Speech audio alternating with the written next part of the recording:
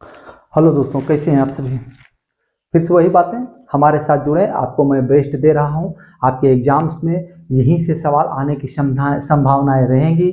आपको जो मैं पढ़ा दे रहा हूं वो आपके लिए बेस्ट है। हमारे साथ जुड़े, इस बोर्ड को ना देखें, हमारे द्वारा बताए गए चीज़ों को समझें, हमारे बातों को सुने। आपके दिमाग में ऐसे ही वो सारी चीज़ें आ जाएंगी और एग्जाम में जाते ही टक टक टक टक टिक मार दोगे। ठीक है, आजा।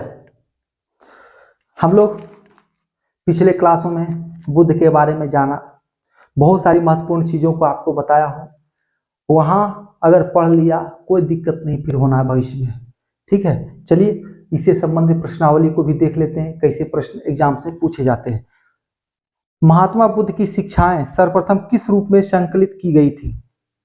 मैंने बताया था, विनय पिटक, सुत्त पिटक, अभिधम पिटक, उनके द्वारा संकलित जो शिक्षा था, ज्ञान था, उपदेश था, उसी का उसमें वर्णन है। तो त्रिपिटक के रूप में, किसमें? त्रिपिटक, तीन पिटक है। महाविनिष्क्रमण का अर्थ क्या होता है? गृह त्याग। बुद्ध का गृह त्याग को महाविनिष्क्रमण कहा गया है। बुद्ध का लालन पालन किसने किया था? तो प्रजापति गौतमी ने, जो उनकी वी माता थी, यानी वर्तमान में सौतेली माँ कहा जाता है। बुद्ध का जन्म स्थल कहाँ है? लुम्बिनी में, लुम्बिनी वन। ठीक है, लुम्बिनी वन में कपिल वस्तु, वर्तमान में रुम्मिनी देवी नेपाल में है। कपिल वस्तु लुम्बिनी में, अभी वर्तमान में जो है रुम्मिनी देवी नेपाल में है। नेपाल में वो स्थल है लुम्बिनी। ठीक है। बुद्ध के जन्म का प्रतीक क्या था? तो बुद्ध के जन्म का प्रतीक शेर था। ठीक है। बुद्ध के गृह त्याग का प्रतीक क्या था? उन्होंने घर छोड़ा तो उसका प्रतीक क्या माना गया? तो घोड़ा माना गया। बुद्ध को ज्ञान की प्राप्ति कहाँ हुई? बुद्ध को ज्ञान की प्राप्ति कहाँ हुआ? निरंजना नदी के तट पर। ऑप्शन में अगर नदियों का नाम रहेगा तो निरंजना नदी के तट पर, अगर वृक्ष का नाम रहेगा तो पीपल वृक्ष के नीचे, जिसको भी वर्तमान में बोधि वृक्ष कहा जाता है। ठीक है। बुद्ध किसके राज्यकाल में कौशाम्बी आए थे? कौशाम्बी जो है बुद्ध किसके राज्यकाल में आए थे? तो उदयन नाम का राजा था, उसी के शासन काल में आए थे। ठीक है। और अगर ज्ञान की प्राप्ति कहाँ हुई? ऑप्शन में अगर गया हो तो गया मारना है। ठीक है, अगर शहरों का नाम हो तो गया मारना है।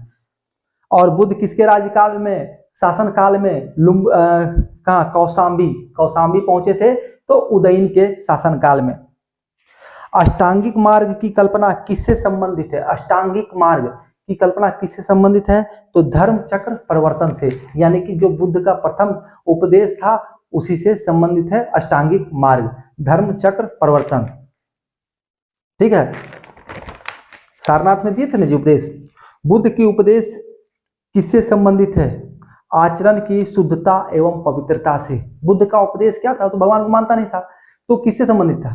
तो आचरण, व्यवहार उसका शुद्धता से, पवित्रता से। ठीक है। नालंदा विश्वविद्यालय की स्थापना किसके शासन काल में हुई? नालंदा विश्वविद्यालय की स्थापना किसके शासन काल में हुई? तो गुप्त काल में। किसके द्वारा किया गया था? उपगुप्त प्रथम द्वारा। उपगुप्त प्रथम द्वारा नालंदा विश्वविद्यालय का स्थापना किया गया था, यानी गुप्त काल में। ठीक है, गुप्त काल में। बुद्ध के जीवन काल में ही कौन संघ का प्रमुख होना चाहता था? बुद्ध के जीवन काल में ही देवदत्त, उनका चचेरा भाई था, वही संघ का प्रमुख बनना चाहता था, नाम था देवदत्त। बौद्धों के रामायण के नाम से प्रसिद्ध पुस्तक बुद्ध चरित्र के रचनाकार कौन थे? बुद्ध के चरित्र के रचनाकार कौन थे? अश्वघोष। बुद्ध को ईश्वर के रूप में पूजने वाला संप्रदाय कौन सा था? बुद्ध को ईश्वर मानने वाला, भगवान की तरह मानने वाला तो महायान था, हीनयान गुरु मानता था। ठीक है। कौन सा अभिलेख इसकी पुष्टि करता है कि बुद्ध का जन्म लुम्बिनी में हुआ था? कौन सा अभिलेख यह पुष्टि करता है कि बुद्ध का जन्म लुम्बिनी में हुआ था? तो रुम्मिन देवी स्तंभ अभिलेख, रुम्मिनी देवी स्तंभ अभिलेख है, वो इसको पुष्टि करता है, सत्यापित करता है कि बुद्ध का जन्म लुम्बिनी में हुआ था। इच्छा सभी दुखों का कारण है का प्रचार करने वाला धर्म कौन सा है? इच्छा यानी कि महत्वाकांक्षा, इच्छा सभी दुखों का कारण है, तो बौद्ध धर्म इसका प्रचार करता है। बौद्ध धर्म के 4 आर्य सत्य क्या है? दुख, दुख समुदाय, दुख निरोध, दुख निरोध गामिनी। ठीक है। बुद्ध धर्म के 4 आर्य सत्य क्या है भैया? तो दुख है, दूसरा दुख समुदाय है, तीसरा दुख निरोध है, और चौथा दुख निरोध गामिनी प्रतिपदा। दुख निरोध गामिनी प्रतिपदा। ठीक है, तो सवाल एग्जाम्स में ऐसे आएंगे और एक पांचवा ऑप्शन रहेगा उपरोक्त में से सभी।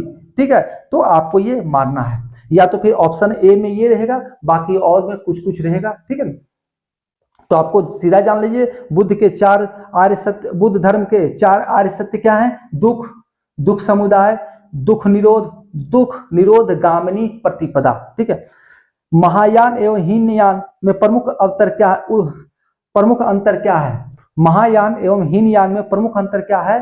तो ईश्वर की पूजा, यानी महायान के लोग भगवान बुद्ध को ईश्वर मानकर पूजा करते थे, जबकि हीनयान वाले नहीं। ठीक है, प्रमुख अंतर यही था। एशिया ऑफ लाइट किसे कहा जाता है? Asia of light Mahatma Buddha को कहा जाता है, गौतम बुद्ध को कहा जाता है।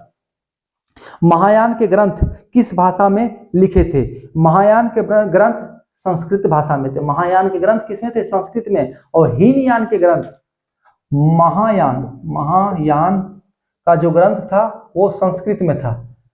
संस्कृत में, संस्कृत वाले लोग क्या थे?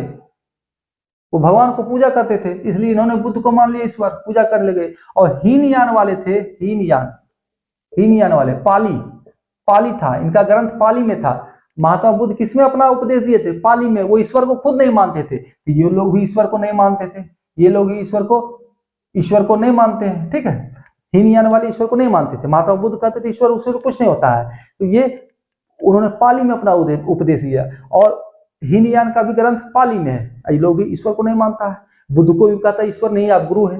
लेकिन महायान के भाषा ग्रंथ किस भाषा में है? संस्कृत में। और संस्कृत मानने वाले लोग भगवान को मानते हैं। ठीक है, तो इन्होंने महात्मा बुद्ध को ईश्वर बना दिया।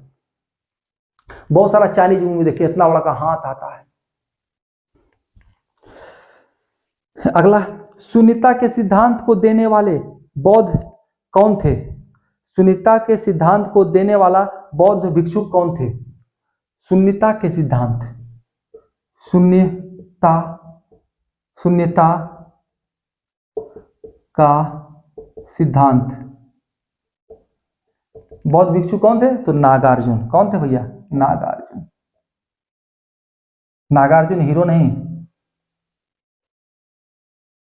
नागार्जुन हीरो की चर्चा नहीं कर रहा हूं मैं, ठीक है ना।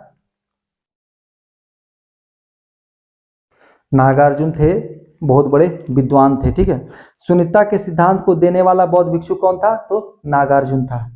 बुद्ध की खड़ी प्रतिमा किस काल में निर्मित हुई? बुद्ध की खड़ी प्रतिमा मतलब कैसे? जैसे मैं खड़ा हूं वैसे, लेटी हुई प्रतिमा मतलब सोया हुआ अवस्था में लेटा हुआ, वो अलग हो गया। तो खड़ी प्रतिमा किस काल में निर्मित हुई? तो कुषाण काल में। बुद्ध की खड़ी प्रतिमा कुषाण काल में। संघ को अपनाने वाली प्रथम महिला कौन थी? संघ को अपनाने वाली प्रथम महिला तो महाप्रजापति गौतमी। ठीक है, प्रथम बौद्ध संगति कब और कहां हुई?